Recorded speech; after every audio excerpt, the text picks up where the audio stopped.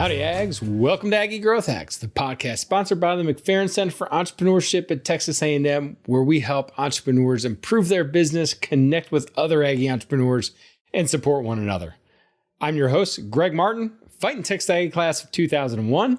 And I'm your co-host, Chris Hunter, Fighting Texas Aggie class of 1998. Whoop! Well, we got a little store for you, Ags. Seth Ott, Fighting Texas Aggie class of 2014, is the owner of Ott Insurance Agency.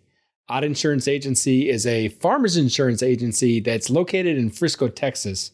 And while it's still a relatively young agency, Seth has a servant's heart and a passion for educating his clients to achieve their goals. So pass it back and listen up to Seth as he shares some good bull. Well, Seth, thank you so much for joining us today on Aggie Growth Hacks. I know that we've known each other for a couple of years, but it's been really cool to see you graduate from A&M and then expand and just go on your entrepreneurial journey into where you are. And full disclosure, Ags, Seth is my insurance agent, so I'm a little bit biased that he's the best insurance agent in the entire world. But seriously, do appreciate you joining us today and sharing your entrepreneurial journey with us. Greg, thank you so much for that. I do appreciate the opportunity to have help with you as well. And like I mentioned before, Greg and Chris, I really do appreciate everything you guys are doing for our Aggie community and those contributions that you're doing and trying to put us all together. So thank you for that. Well, that means more than you possibly can know. There's definitely a labor of love of working through this, but well, it has been beneficial to me. I can guarantee that. Awesome. Well, what do you love or what do you miss about no longer being a student at A&M? You're up in Frisco, so I'm sure you come on down a little bit, but it's not quite like being a student. So what do you miss about no longer being a student at A&M? Yeah, I think I miss the most being a student bus driver at Texas A&M, especially on those game nights when I would drive that cool, crisp air and just driving the fans and the students to and from Kyle Field. You know, that bus would just be full of so much energy that it just was very exhilarating. You know, you could just feel it. Even after the game, I would drive all the way through the game as well. But it was just that feeling that just keeps you like, this is why I'm part of this family, this community, this network of great folks. And I just miss the ambiance of being on campus. Love it. Absolutely love that. So, Seth, why don't you tell us a little bit about Ott Insurance and how you started it, and give us a little bit of insight into your entrepreneurial journey.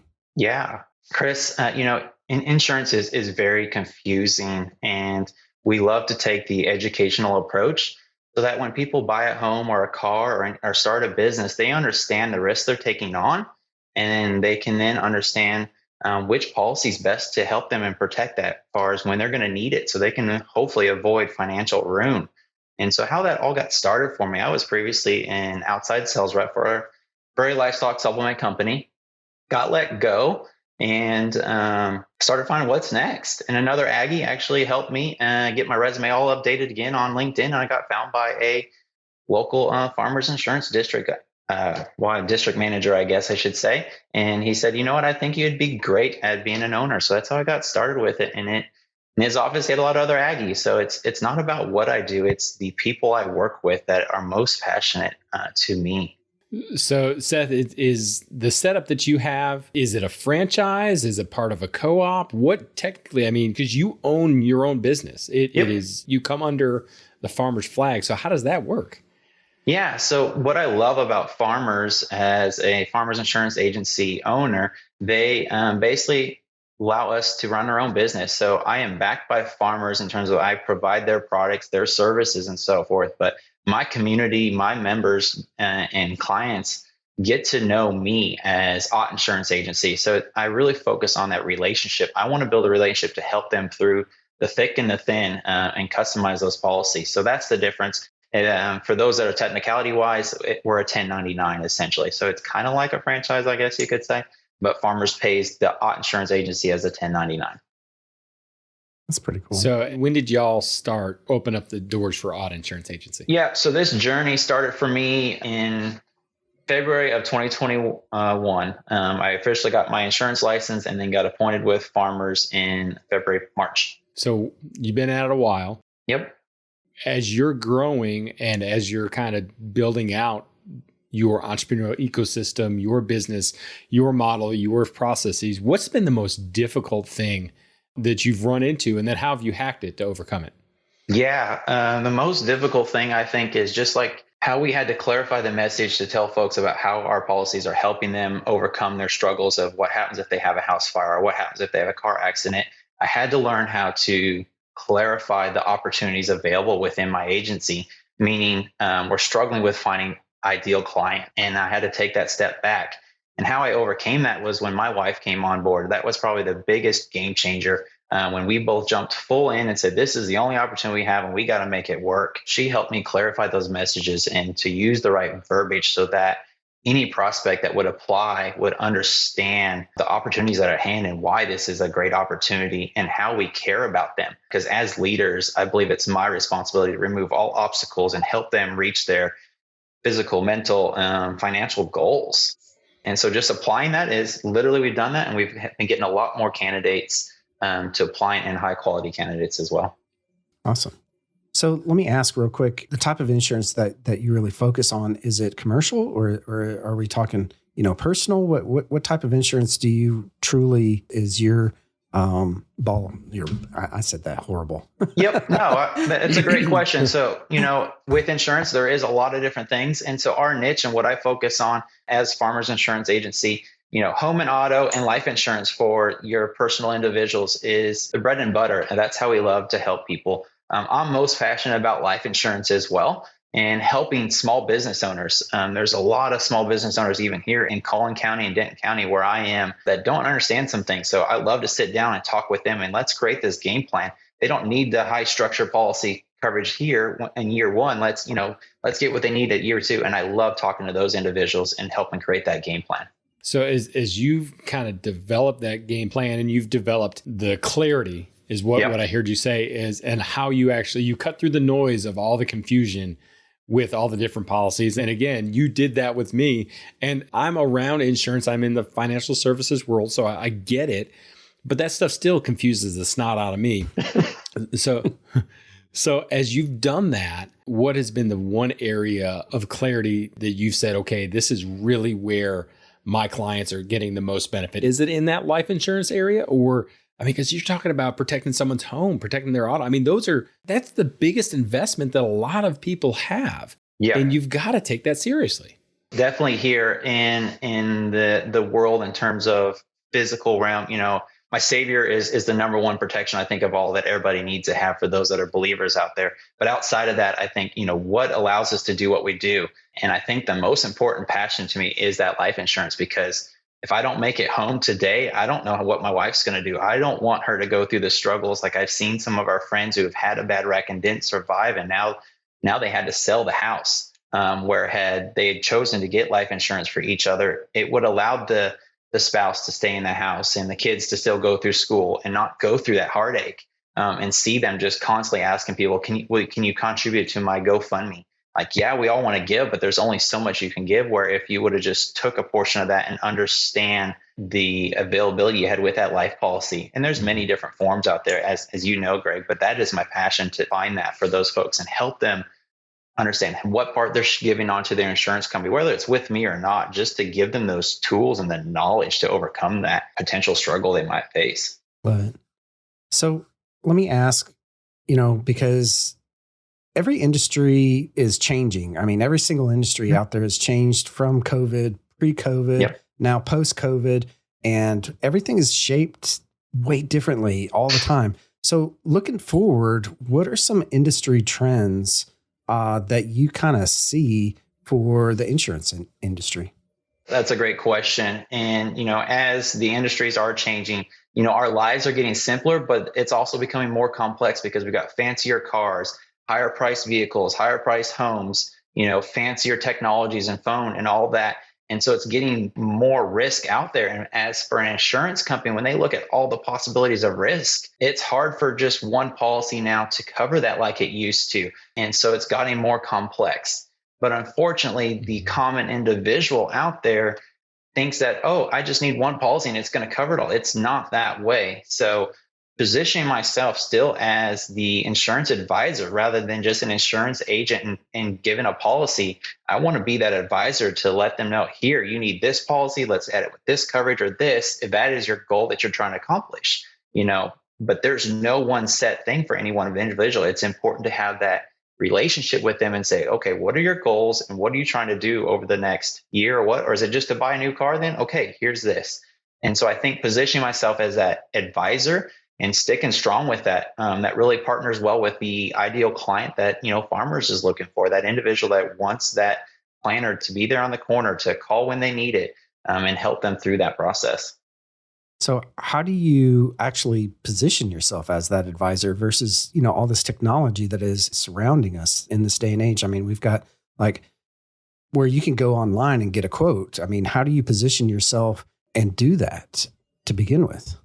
Yep. So for me, it goes back to the verbiage I use. I don't offer quotes. I offer proposals. I don't offer, save you 15 minutes, I'll get you this. Or I don't offer only get what you need. I want to customize this policy for you. I want to help you meet your goals. What obstacles are you facing? So I think it really comes down to those questions and using the correct verbiage and creating that relationship to position myself.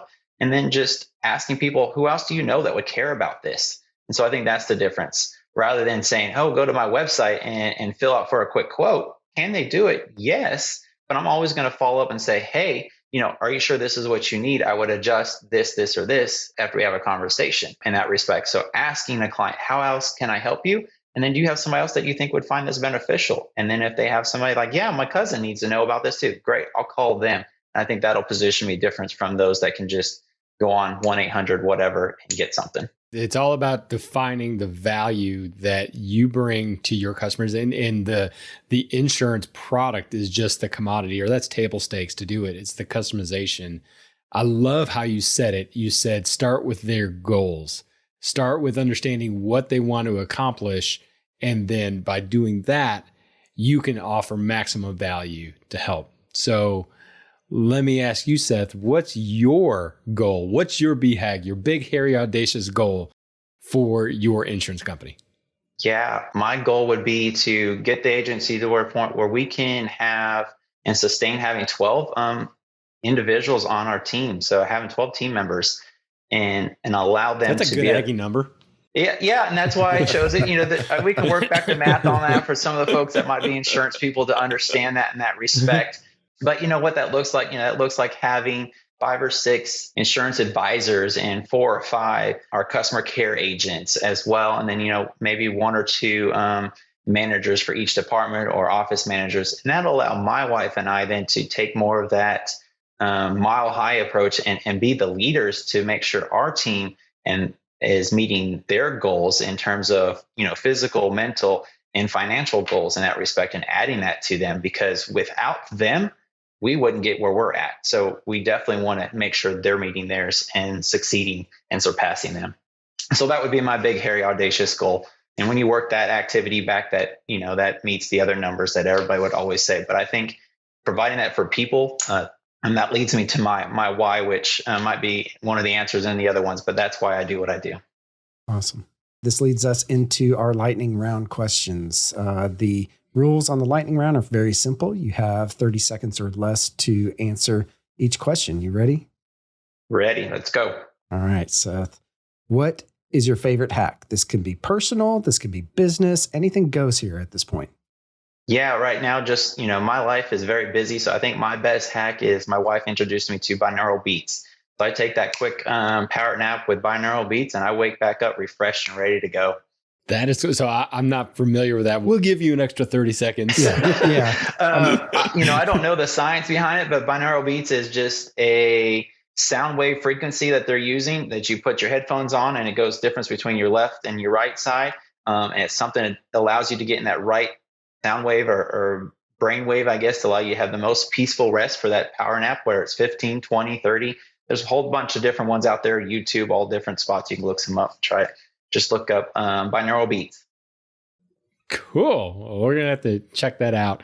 Well, Seth, what is your favorite advice that you've ever been given, and 2014 extra bonus points if you can tell us how you applied it? Yeah, I would say one of the best advice that actually stuck. I've probably been given so many more, but I have to give credit to John Spence. I was at one of his conferences in San Diego the first time I met him, and the advice he gave me was, Seth, focus on personal growth and emotional intelligence. And so how I've implied that is started yearly from that point.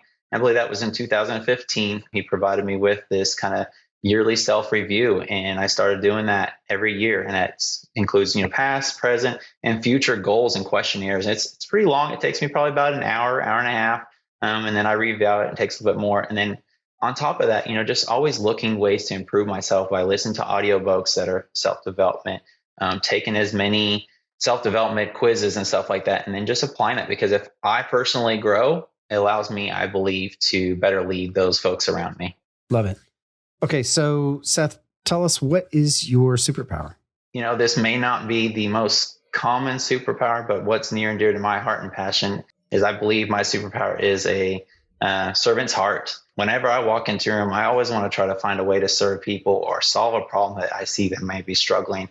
Or, some lady walking into a room and carrying some, I'm going to run over and help her carry that. And so that's passion to me, and I love to look for that in other people. And so it's near and dear to me. So I'd say servant's heart is my superpower. That is so cool. I think that's one of the best superpowers that we've had, if not ever, but definitely in a long time. Well, thank you. Seth, what gets you excited and just jumped out of bed, other than, I guess, your rest, the beats, our binaural beats. What, that's right. You can play binaural beats as well. There's binaural beats waves that you can play through the night, and I've done that as well, and it really does help.